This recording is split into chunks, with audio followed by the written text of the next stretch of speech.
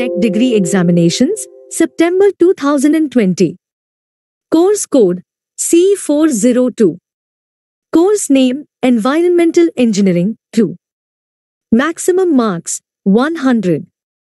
Duration 3 hours. Part A.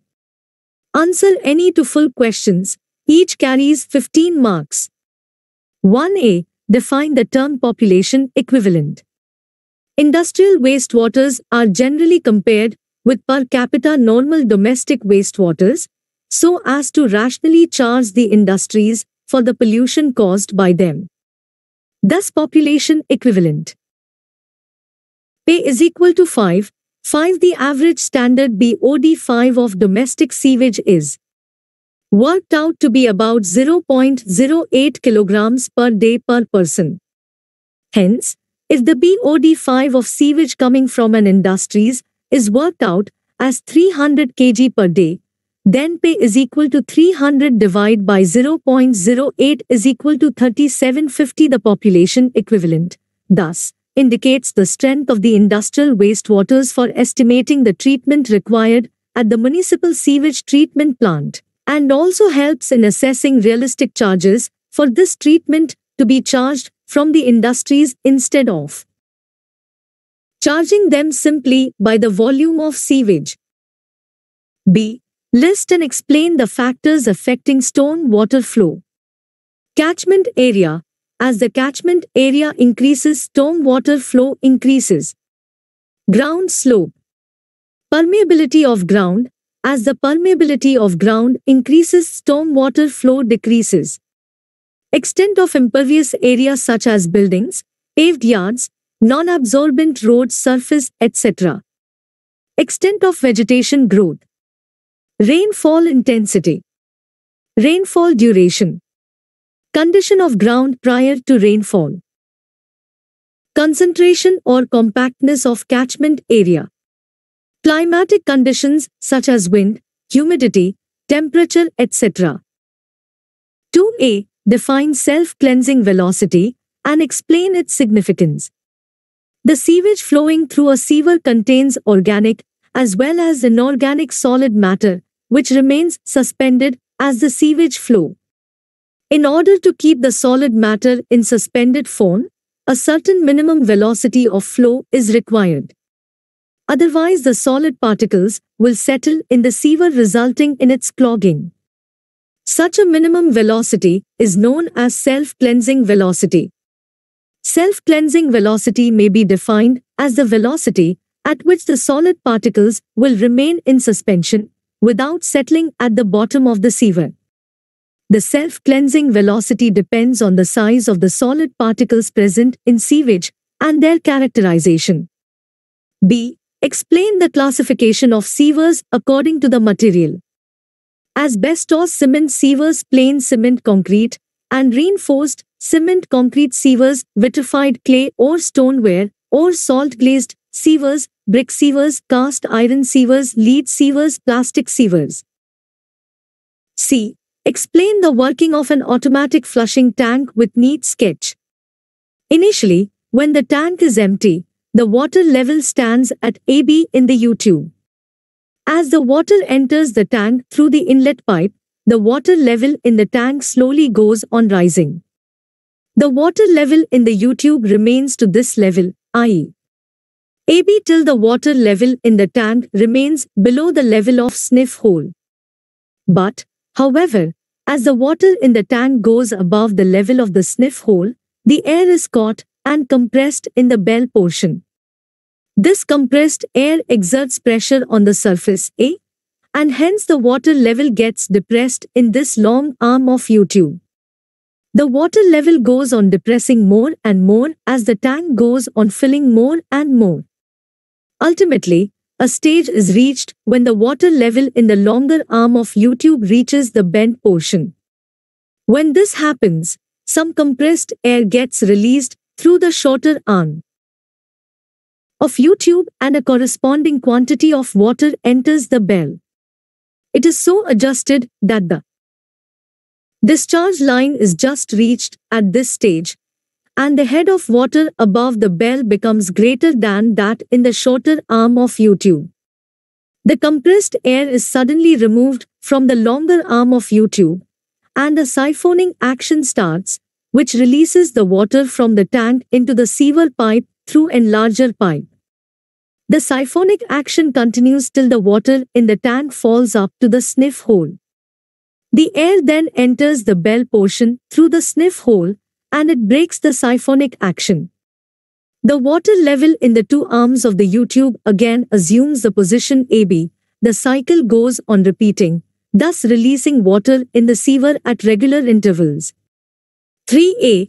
Discuss the three systems of sewerage adopted in practice.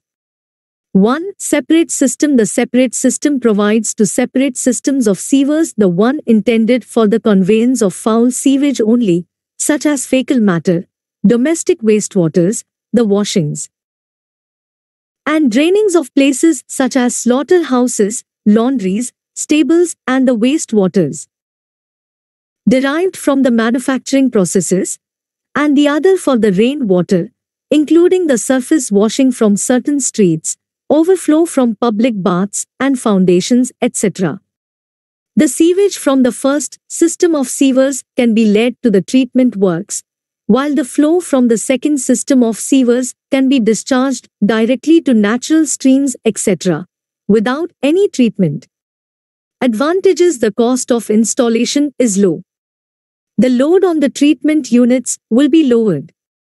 If there is necessity of lifting the sewage mechanically, the system will prove to be economical both from the point of view of capital cost as well as from the point of view of running costs. The sewages in the separate system will be of more uniform character and so will lend itself more easily to putrefaction. There is no necessity of providing automatic flushing tanks. Sewers of smaller section can be easily ventilated than those of larger section.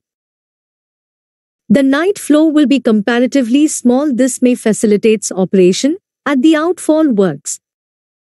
Rainwater can be discharged into streams or rivers without any treatment.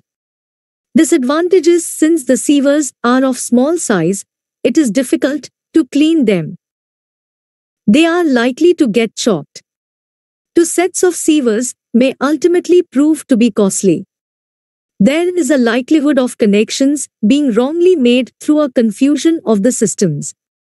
Storm water sewers or drains comes in use only during the rainy season. During other part of the year, these may serve as dumping place for garbage and may get choked. Because of lesser air contact in small size sewers, foul smell may be there due to the sewage gas formed. 2. Combined system. The combined system provides only one sewer to carry both the foul sewage as well as the rainwater. The sewage and rainwater are carried to the sewage treatment plant before its final disposal. The combined system is advocated on the ground that the street surface washings are as impure as the sewage itself and should therefore be suitably treated before being allowed to enter the natural stream. Advantages: 1. The system requires only one set of sewers. Hence the maintenance costs are reduced.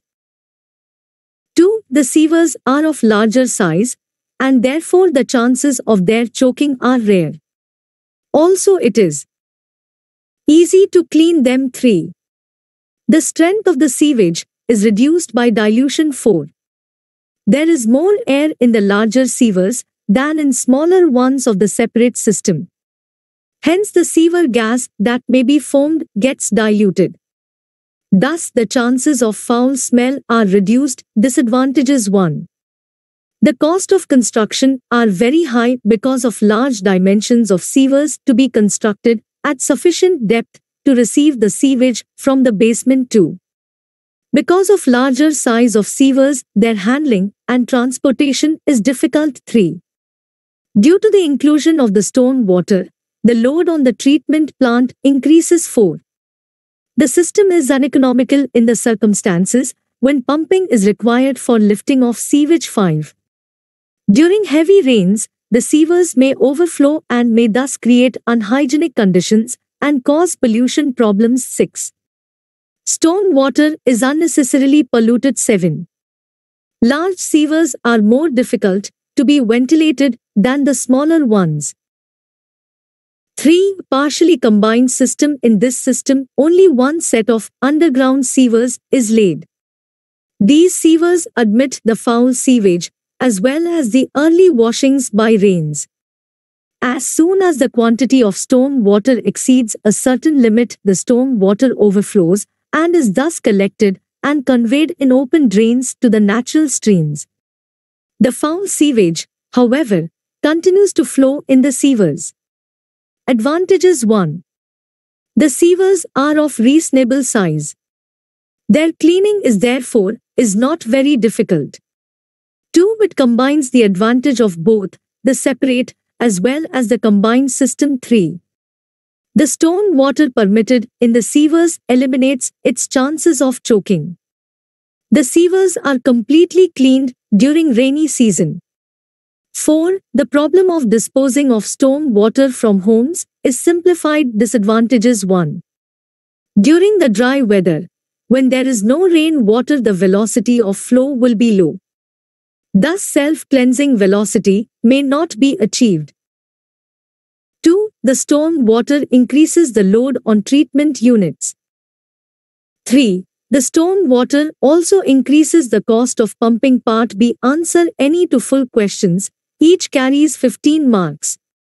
4a. Discuss in detail the zones of pollution in a river or stream.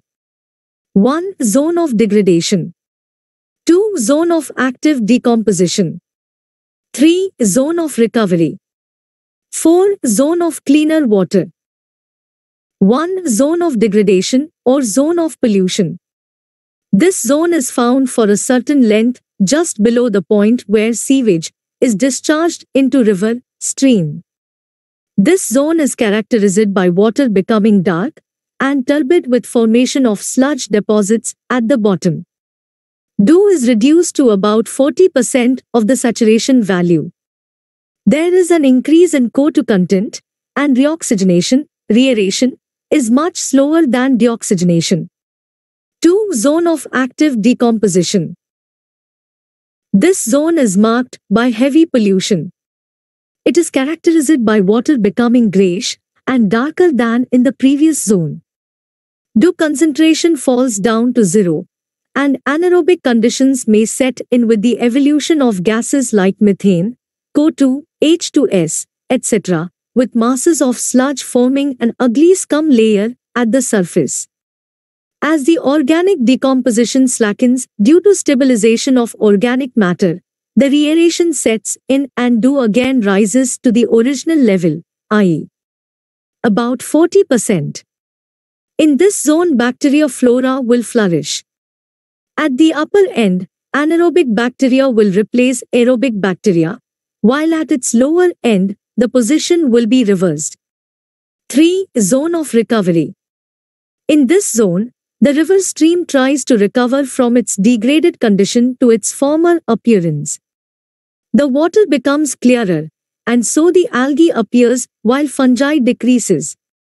BOD falls down and DO content rises above 40% of the saturation value. 4. Zone of cleaner water. In this zone, the river attains its original conditions with DO rising up to the saturation value. Water becomes attractive in appearance, and game fish and usual aquatic life prevails.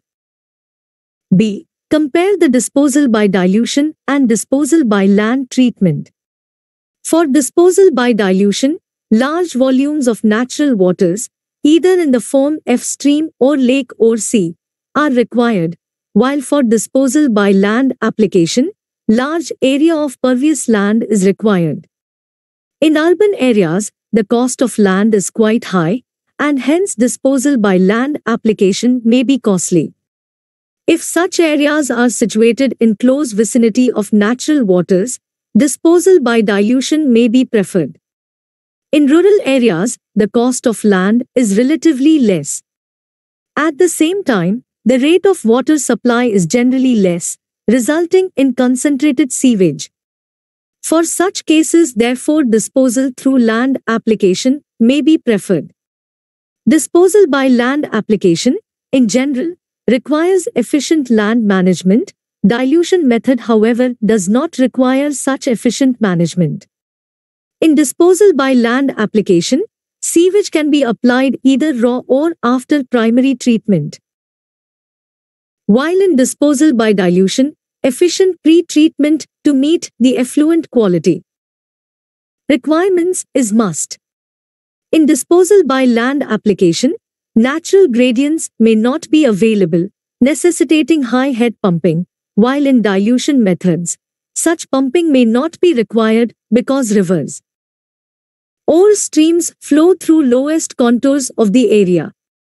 In hot climates, DO content of the natural water is low and the quantity of water flow is also less, resulting in pollution hazards if high degree of pre-treatment is not applied to the effluents before discharging them. In such cases, disposal by land application may be preferred. If the receiving waters are used as source for water supply at the downstream side, disposal by dilution cannot be adopted unless high degree of pre-treatment is applied to this effluents. In disposal by dilution, the recreational use of natural water will vanish completely. Disposal by land application, especially through sewage farming, will increase the yield of crops, but it should be practices with caution, since it may cause serious health hazards. Disposal by land application may also pollute groundwater. C. What is meant by rotating biological contractor? A rotating biological contractor is a simple and reliable biological method of treatment for both domestics and industrial wastewaters and normally employed for the secondary treatment. Basically, it is an attached growth type process where the media is usually in the form of flat discs mounted on a shaft operating on the principle similar to trickling filters. It normally consists of series of closely spaced plastic discs mounted on a horizontal shaft supported in a tank with cylindrical bottom. The flow of wastewater is perpendicular to the shaft, and the surface of wastewater is kept up to a level such that about 40% of the total surface area of discs is always submerged. The assembly of the discs and shaft rotates in the tank filled with wastewater. This assembly of the shaft with discs and equipment to rotate them is called one module. In field, many such modules may be required to treat wastewater and may be arranged in series or parallel. Removal mechanism. As the shaft rotates, the surface of rotating discs alternately come in contact with the microorganisms and organic content of wastewater and atmosphere. During the rotation, the microorganisms get attached to the discs, and oxygen needed to maintain aerobic conditions in the system is transferred into wastewater from atmosphere. In due course of time, the microorganisms adhered to discs grow in the form of a biological film on the surfaces by consuming, oxidizing, organic content of wastewater on the disc surface. After some time, as the biofilm thickens, an anaerobic condition develops nearer to the disc surface, and the thickened biofilm known as slime layer gets sheared off, called sloughing, by incoming waste. Water flow. The sloughed biofilm is ultimately removed in the secondary clarifier before the final disposal of treated effluent. 5a. List and explain any 5 factors affecting self-purification capacity of a stream. The various natural forces of purification, which help in effecting self-purification process are 1. Physical forces, A. Dilution and dispersion, B. Sedimentation, C. Sunlight, 2.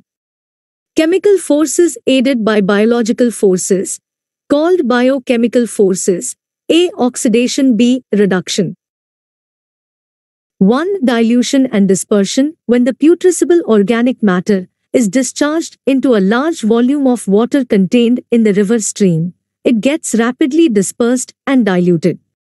The action thus results in diminishing the concentration of organic matter and thus reduces the potential nuisance of sewage. 2. Sedimentation.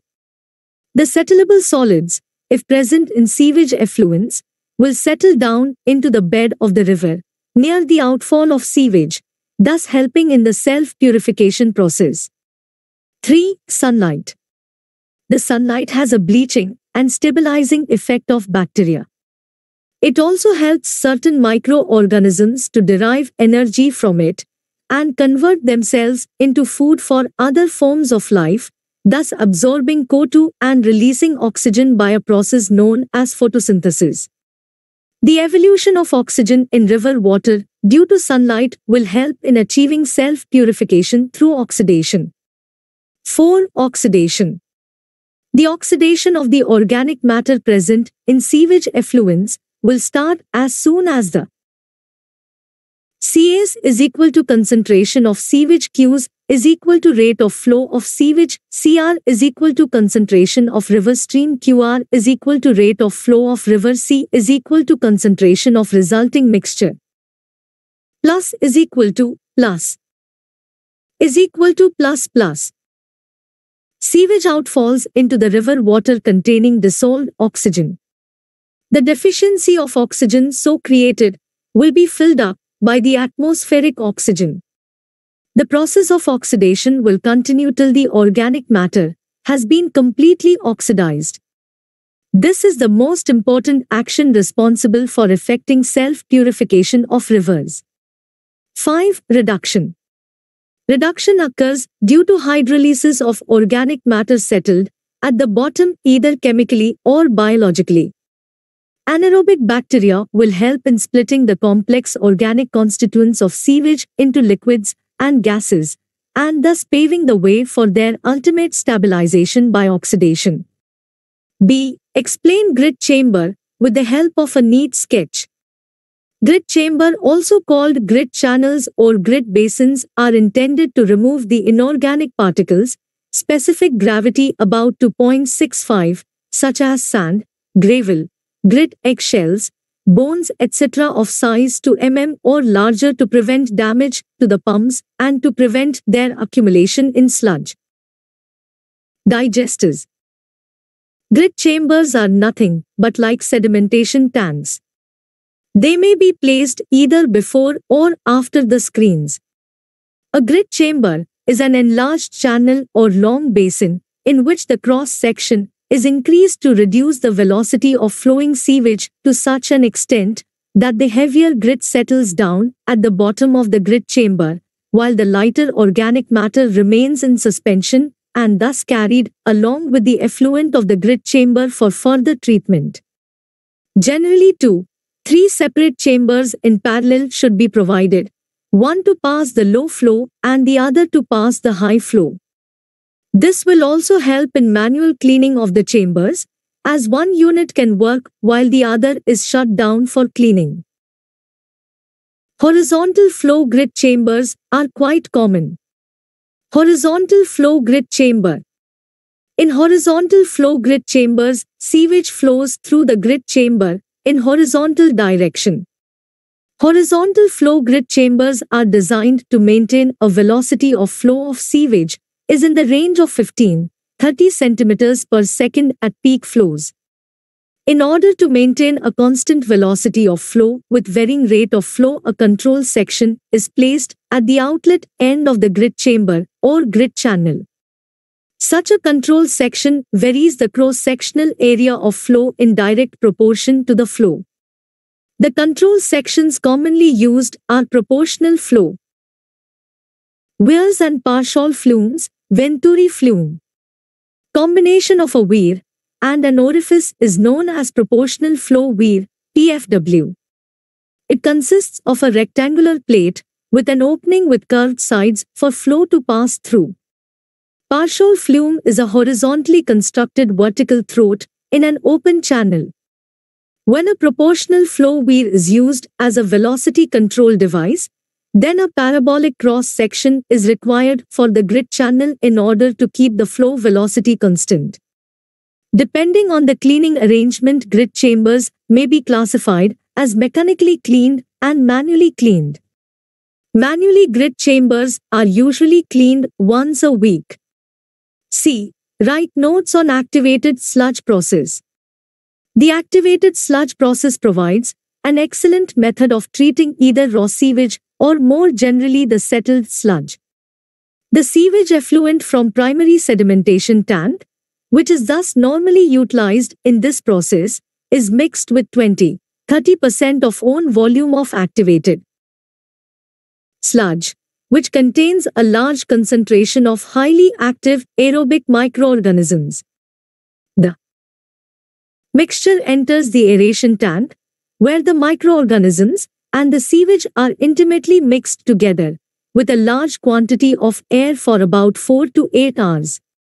Under these conditions, the moving organisms will oxidize the organic matter, and the suspended and colloidal matter tend to coagulate and form a precipitate, which settles down readily in the secondary settling tank. The settled sludge, called activated sludge, is then recycled to the head of the aeration tank to be mixed again with the sewage being treated. New activated sludge is continuously being produced by this process, and a portion of it being utilized and sent back to the aeration tank, whereas the excess portion is disposed of properly along with the sludge collected during primary treatment after digestion. 6a. Discuss the working of intermittent sand filter. It consists of an underground rectangular tank, 1.25 m deep, 1000 to 4000 m to in plan, and made by excavating the earth without any lining on sides or bottom. The sand is filled in this tank to a depth of about 0.75–1.05 m. The bottom of the tank is made sloping gently towards the underdrains, which are placed at about 9 m apart in trenches below the bottom of the sand. A siphonic dosing tank is generally provided to serve 2 or 3 filter beds. The dosing tank will receive sewage from the primary sedimentation tank and supply it to the different filter beds at regular intervals by the time siphonic action. The sewage from the dosing tank is spread intermittently over the filter bed through distribution pipes. These distribution pipes are laid at about 9–18 m apart. The depth of sewage applied to the entire filter bed is about 7.5 centimeters. As the sewage percolates through the bed, the suspended organic matter present in sewage gets trapped in the voids between the particles of the filtering media. The organic matter is thus first removed by straining action of filter. This trapped organic matter is then acted upon by the aerobic bacteria, which can flourish well in the presence of free oxygen rushing in from the atmosphere during the period the filter bed is kept at rest after the sewage dose has percolated down.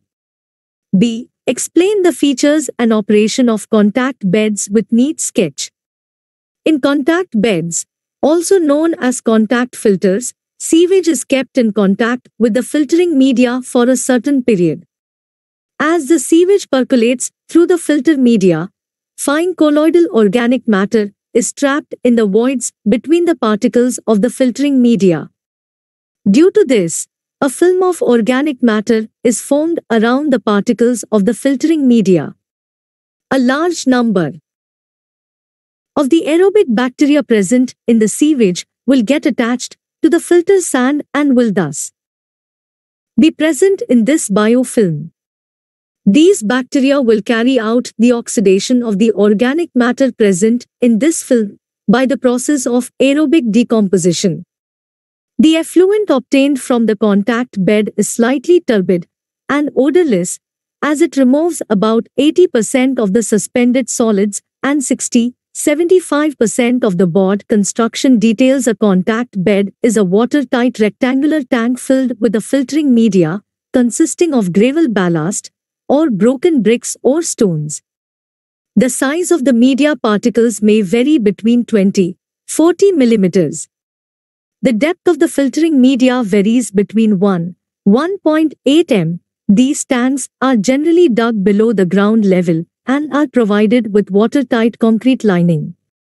A siphonic dosing tank is generally provided to serve 2 or 3 contact beds. The dosing tank will receive sewage from the primary sedimentation tanks and will supply it to different contact beds, turn by turn at regular intervals by the timed siphonic action.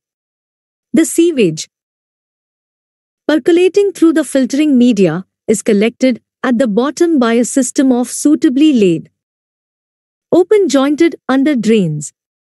The effluent coming out from the effluent pipe may be taken to the secondary sedimentation tank for settling out the oxidized organic matter. Operation: the sewage first of all allowed from the dosing tank so as to fill the bed completely and to stand to a depth of about 5-10 centimeters above their top surface. While doing so, the outlet valve is kept closed. This filling takes about 1 hour. The dosing tank supply is then closed and the sewage is left over the bed as it is for about 2 hours. The colloidal matter present in sewage will be transferred to filter voids during this period. The outlet valve is then opened and the sewage is removed slowly. This emptying of the bed should be carried out slowly so that the colloidal matter trapped in the voids of the filter media does not get washed out with the down-moving sewage. The bed is now kept empty at rest for a period of about 4-6 hours. During this period, the organic matter trapped in the voids get oxidized by aerobic bacteria in the presence of free oxygen that rushes into the filter voids from the atmosphere. Part C: answer any to full questions. Each carries 20 marks.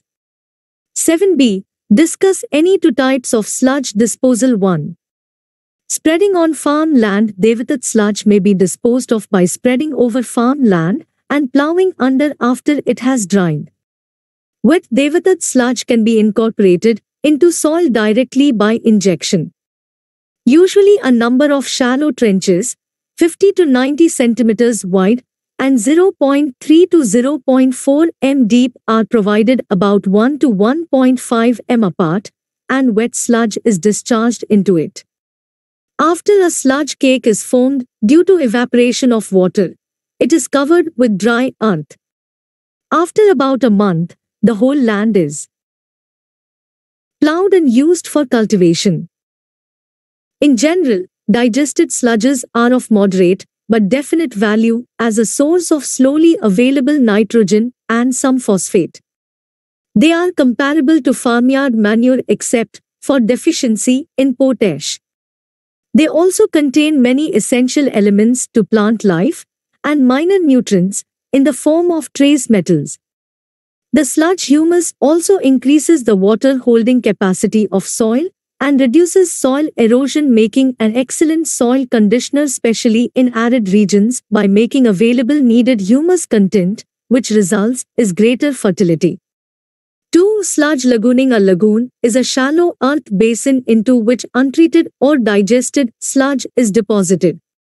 Untreated sludge lagoons stabilize the organic solids by anaerobic and aerobic decomposition, which may give rise to objectionable odors. Hence, the lagoons should be located away from the town. The depth of lagoon may vary from 0.5 to 1.5 m. The depth of the lagoon and its area should be about twice that is required for sand drying under comparable conditions. Agricultural tile drains of about 10 centimeters diameter are placed at 3 m centers at the bottom of the lagoon, and a 15 centimeters thick layer of ashes or clinker is placed over it to facilitate drain of water from wet sludge. The detention time may vary from 1 to 2 months. After the sludge has been stabilized and the moisture is drained evaporated, the content of the lagoon are dug out to about half of its volume and used as manure. Use of sludge lagoons for storage, digestion, dewathering and final disposal of dried sludge may be adopted in isolated locations where soil is fairly porous and when there is no chance of groundwater contamination. Drainage water should not be allowed to enter the lagoon, and hence earth banks are constructed along its perimeter. Lagoons have been used for regular drying of sludge on a fill and draw bases or allowed to fill dry and then leveled out and used as lawns. Lagoons have also been employed as emergency storage when digesters have to be emptied for repairs. As they are less expensive to build and operate, they have been restored too, particularly for digested sludge in areas where large open land suitably located is available. Use of lagoons is not generally desirable, as they present an ugly sight and cause odor and mosquito breeding. C. Explain the features of an Imhoff tank with neat sketch. An Imhoff tank is an improvement over septic tank, in which the incoming sewage is not allowed to get mixed up with the sludge produced, and the outgoing effluent is not allowed to carry with it large amount of organic load, as in the case of a septic tank. An Imhoff tank is, in fact, a two-storied tank. They are sometimes also known as two-story digestion tanks. It is a double rectangular tank. The upper chamber is called the sedimentation chamber or flowing through chamber, through which the sewage flows at a very low velocity, and the lower chamber is the digestion chamber, in which the sludge gets digested due to anaerobic decomposition. The solids of the slowly moving sewage, settling down to the bottom of the sedimentation chamber, through the sloping bottom sides of the sedimentation chamber, slope being 1.25 V to 1 H, will slide down into the digestion chamber through an entrance slot at the lowest point of a sedimentation chamber. The slot is trapped or overlapped in such a way that the gases generated in the digestion chamber cannot enter the sedimentation chamber, and thus avoiding direct contact of sewage with the foul gases and its consequent pollution. A gas vent, also called scum chamber, is also provided above the digestion chamber and along the side of the sedimentation chamber to take care of the gases escaping to the surface. In order to prevent the particles of the sludge or scum from entering into the sedimentation chamber from the digestion chamber, the scum and sludge must be maintained at least 45 centimeters above and below the slots, respectively. This free or clear zone is called the neutral zone. The digestion chamber is divided into a number of 3-4 interconnected compartments. The bottom of each digestion compartment is made up in the form of an inverted cone or hopper with sides sloping 1-1, so as to concentrate the sludge at the bottom of the hopper. The digested sludge from the bottom of the hoppers is removed periodically, after 1.5 months, through the cast iron desludging pipes provided in each compartment. The sludge is removed with flow under hydrostatic pressure of 1.2 to 1.8 m. The removed sludge may be dried and disposed of in a sanitary manner. Further, in order to ensure uniform distribution of solids in the different hoppers, the flow of sewage in the sedimentation compartment above is reversed intermittently. 8b. Write notes on sludge thickening. The sludge which is settled in the primary sedimentation tank, as well as the extra activated sludge, i.e. the sludge from the secondary settling tank in excess of that required for recirculation, is digested before drying and disposing it off. However, since the sludge obtained in a sludge digestion plant contains too much of moisture, 98-99%, and is therefore very bulky, may sometimes be reduced in its moisture content by first sending it to a sludge thickener unit, also called sludge concentrator unit. The thickening of the sludge can be carried out in 3 types of thickening units: 1. Gravity thickeners, 2. Flotation thickeners, 3. Centrifugal thickeners. The gravity thickeners, shown in figure, are the simplest and most commonly adopted units for thickening sludge. Such a thickener consists of a small circular open tank, similar to a conventional sedimentation tank except that it is deeper to accommodate a greater volume of sludge and has a heavier racking mechanism. Depending upon the characteristics of the sludge, these tanks may be designed for typical surface loading at the rate of 15-35 m3 of sludge per m2 of tank area. The capacity of the tank would be finally decided to obtain a detention period of 3-4 hours. The thickened sludge having reduced moisture content of 90-93% and quite less in volume is finally sent to sludge digestion and sludge drying. The supernatant liquor, having properties similar to raw sewage, is sent back to join the plant influent. The process of sludge digestion, using a sludge thickener before the digestion tank, helps in reducing the capacity of the digestion tank and by proper control of digestion conditions, lower detention periods are used, which further reduce their capacities, and the rate of digestion is also made high. Such a digestion, which is used in modern large-sized plants, is called high-rate digestion. C. Explain the features of a sludge digestion tank with a neat sketch. A typical sludge digestion tank consists of a circular RCC tank with hoppered bottom and having a fixed or a floating type of roof over its top. The raw sludge is pumped into the tank, and when the tank is first put into operation, it is seeded with the digested sludge from another tank. A screw pump with arrangements for circulating the sludge from bottom to top of the tank or vice versa is commonly used for stirring the sludge. Sometimes, power-driven mechanical devices may be used for stirring the sludge, although these are not very popular at present. In cold countries, the tank may have to be provided with heating coils through which hot water is circulated in order that the temperature inside the tank is maintained at optimum digestion temperature level. The gases of decomposition, chiefly methane and carbon dioxide, are collected in a gas dome or collected separately in gas holders for subsequent use. The digested sludge which settles down to the hoppered bottom of the tank is removed under hydrostatic pressure, periodically.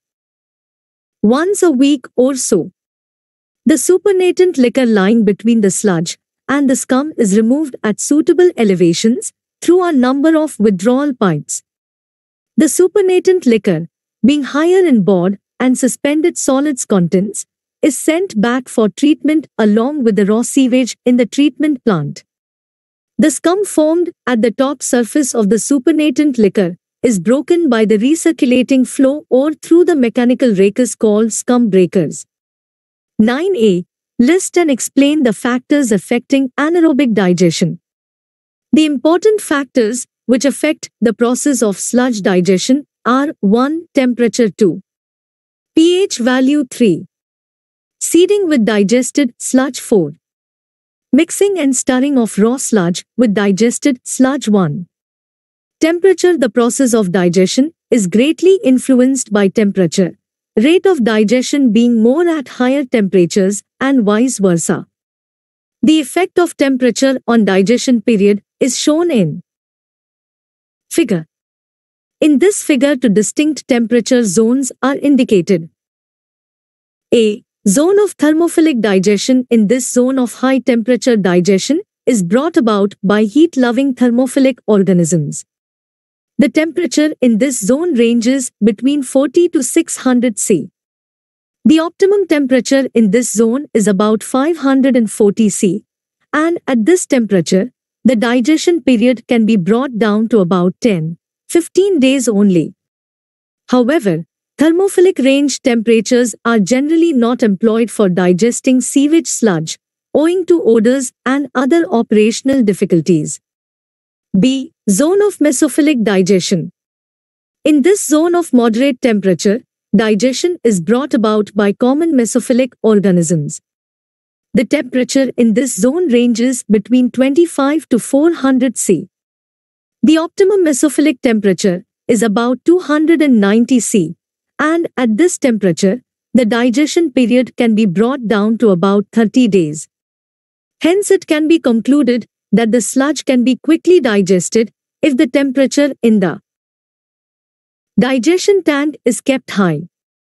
The best results are obtained at about 290 C when about 90% of digestion takes place in about 30 days. 2. pH value. During the digestion process, a lot of volatile organic acids are formed as an intermediate step in the breakdown of organic material. These volatile acids are then converted into methane gas by a specialized group of strictly anaerobic and slow-growing bacteria called methane formers. If the methane formers are not operating properly, an accumulation of volatile acids may occur, causing the pH to drop to a value as low as 5, which will suppress further bacterial action. Hence, during digestion, care must be taken to keep the acidity well under control, so that the pH during the digester startup does not go below 6.5 or so, and thus to see the alkaline conditions, with optimum pH about 7.2 to 7.4, may prevail ultimately in the final stage of digestion. The weight of raw sludge to be added daily for the maintenance of optimum value of pH should also be limited to 3 to 5% of the weight of the digested sludge removed. 3. Seeding with the digested sludge. When a sludge digestion tank is first put in operation, it is highly beneficial to seed it with the digested sludge from another tank. Without seeding, it may take a few months to get a tank operating properly. Proper seeding will help attain quick balance conditions of reaction. 4. Mixing and stirring of raw sludge with the digested sludge. Incoming fresh raw sludge should be thoroughly mixed with the digested sludge by some effective method of agitation, so as to make a homogeneous mass of raw as well as digested sludge. In this way, the bacterial enzymes present in the digested sludge will get every opportunity to get mixed with the raw sludge and to attack it for subsequent decomposition. B. Explain oxidation ditch with a neat sketch. The oxidation ditch is essentially an extended aeration activated sludge process. It consists of an endless ditch for the aeration tank and a rotor for aeration mechanism. The ditch consists of a long continuous channel, usually oval in plan. The channel may be earthen with lined sloping sides and lined floor, or it may be built in concrete or brick with vertical walls. There is no primary tank used in the oxidation ditch process. Raw sewage passes directly through a bar screen to the ditch.